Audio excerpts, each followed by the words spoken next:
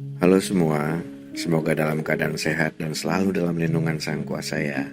Amin. Salam kenal semua dan selamat datang di channel Cinta Cuma Cerita. Aku akan menceritakan kisah-kisah cinta yang luar biasa di channel ini. Episode kali ini aku akan bercerita tentang kisah cinta yang boleh dibilang edan banget. Kenapa? Di sini si cowok jatuh cinta, bahkan cinta mati sama pasangannya yang bekerja sebagai pekerja seks komersial. Ini adalah true story yang sangat luar biasa menurutku. Supaya lebih dapat emosinya, aku buat karakter si cowok sebagai diriku aja ya. Namaku Dean, teman-teman memanggilku Dede. Aku hanyalah seorang laki-laki biasa yang tumbuh dalam keluarga yang berkecukupan dan sangat menghormati sesama saudara. Kisah ini terjadi tahun 2011 saat aku baru saja lulus kuliah dan masih pengangguran. Suatu hari di bilangan Kemang, aku dan teman-temanku nongkrong di salah satu beer house di daerah itu. Kita lagi pada cerita tentang motor, film, sambil ngebir-ngebir cantik gitulah pokoknya. Dan yang pasti namanya bujangan lagi pada nongkrong. Mau gak mau sekalian cuci mata ngeliatin dede-dede gemes sama mamah-mamah muda yang nongkrong di tempat itu. Dari ngebir-ngebir cantik, ujungnya malah buka vodka.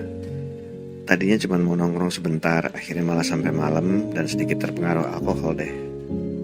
Seketika aku ngelihat di salah satu meja ada segerombolan cewek-cewek yang lagi nongkrong juga. Saat itu band di cafe lagi nyanyiin lagunya Aerosmith, Ada Wanna Miss a Thing. Kita nyanyi bareng-bareng sampai teriak-teriak serak deh pokoknya.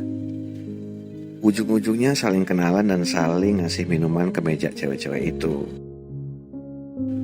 Pengaruh alkohol yang cukup tinggi bikin aku berani untuk membuka percakapan sama satu cewek yang benar-benar aku incar dari tadi.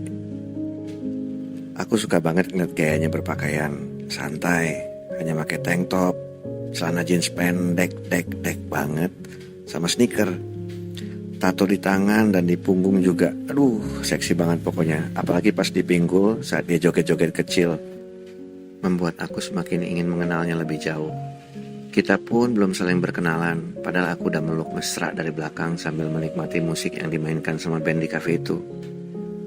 Dan lagi kalau ngobrol terus kenalan saat musik kenceng, kayak enak banget jadinya, bikin musik teriak-teriakan ngobrolnya. Waktu menunjukkan pukul 2.30 dini hari, dan cafe pun udah close order. Saat band selesai tampil, musik pun berubah jadi sedikit santai yang diputar di songlist cafe tersebut. Situasi ini membuat akhirnya aku memperkenalkan diri kepadanya. Aku bilang, dari tadi kita belum kenalan, gue Dean. Si cewek dengan senyumnya yang bikin gue tambah baper, dia bilang, halo gue Wina. Alhasil kita pun ngobrol ngalor ngidul dari asal suku, nato di mana, suka musik apa, suka minum apa, kayak gitu deh, obrolan-obrolan gak jelas. Hampir 30 menitan sampai kafe itu tutup dan nyalain lampu. Gue pun langsung lihat wajahnya, aduh ini tipe gue banget. Maklum, aku udah gak pacaran lebih dari setahun. Sejak pacarku yang lama harus nyambung studinya ke luar negeri, dan dia gak bisa untuk LDR. Ya, pisah deh akhirnya. Kita pun semua keluar dari kafe dan menuju parkiran. Aku langsung nanya ke dia, lu balik sama siapa? Dia jawab, Gojek. Oh, emang lu tinggal di mana? Di sini kok dekat di Kemang Timur ngekos. Dar, langsung pikiranku kayak ada lampu di atas awan, ibarat film kartun yang keluar awan di kepalanya. Aku antar aja kalau gitu. Aku bawa motor daripada naik Gojek, toh nggak perlu pakai helm, kan dekat. Saat itu aku cuma bawa satu helm soalnya, dan dia pun bilang, bener nih nggak ngerepotin.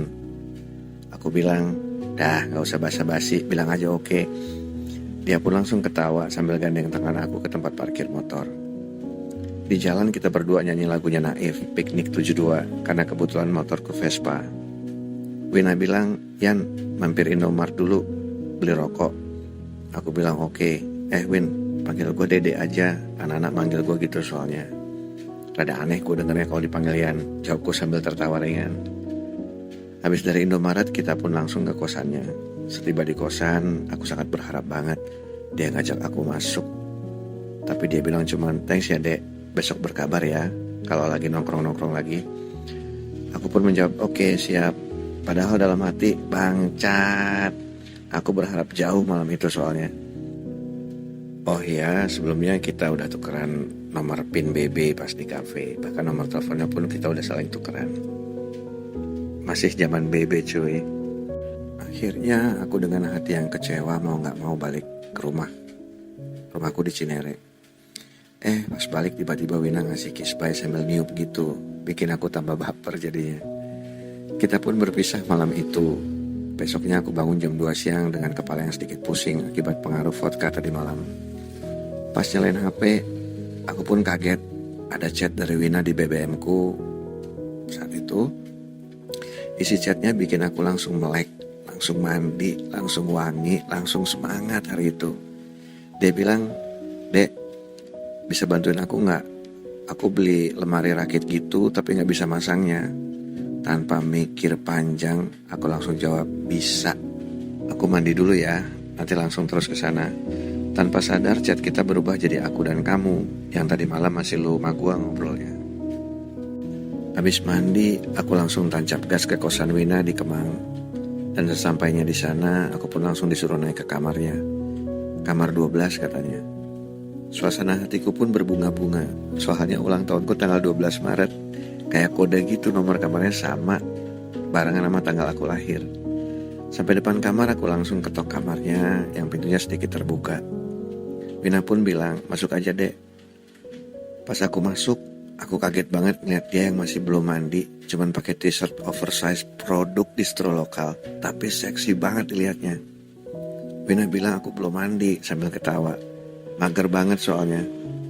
Alhasil aku pun berhasil ngerakit lemari kecil buat naruh baju dalam sama perlengkapan cewek gitu deh lemarinya. Aku pun belagak kecapean dan pura-pura rebahan di kasurnya. Entah kenapa, aku jarang banget berani sama cewek. Tiba-tiba dengan percaya diri, aku bilang ke dia, "Kamu belum mandi, cantik banget sih." Gombal banget gak sih gue? Cuma ini memang aku beneran gak gombal, ini beneran yang aku rasain.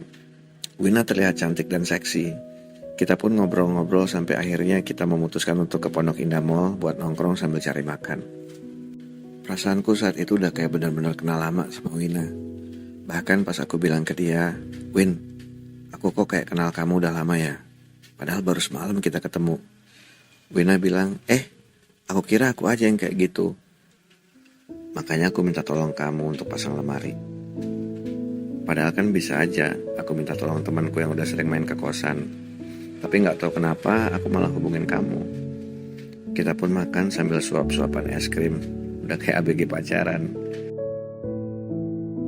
Sesampainya di kosan, Wina nanya, "Kamu langsung balik apa gimana?"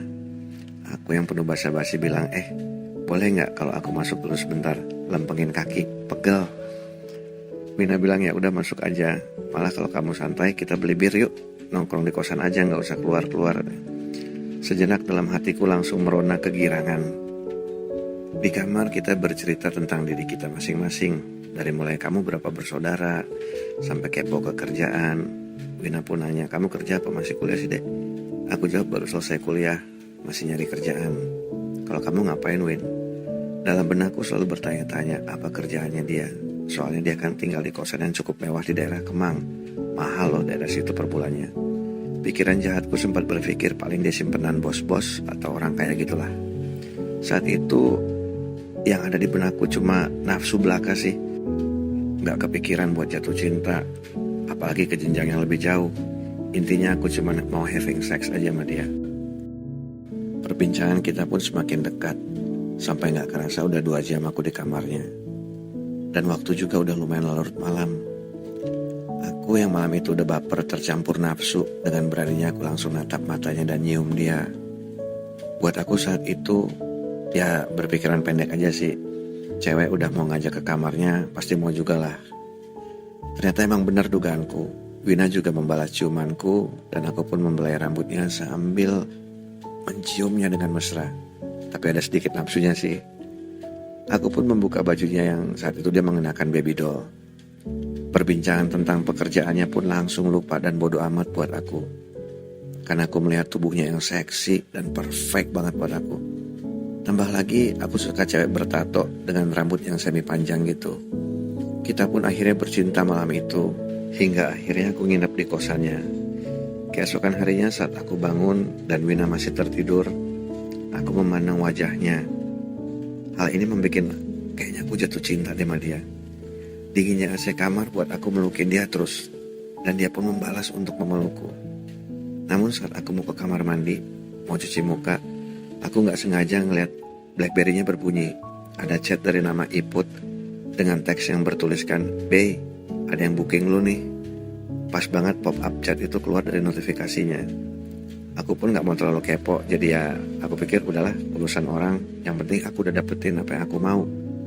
Namun ada hal lain di benakku saat itu. Teman-teman, ceritanya bersambung ya ke episode berikutnya. Tapi please pada subscribe, komen, dan like ya, untuk membuat channel ini makin maju dan makin banyak ceritanya.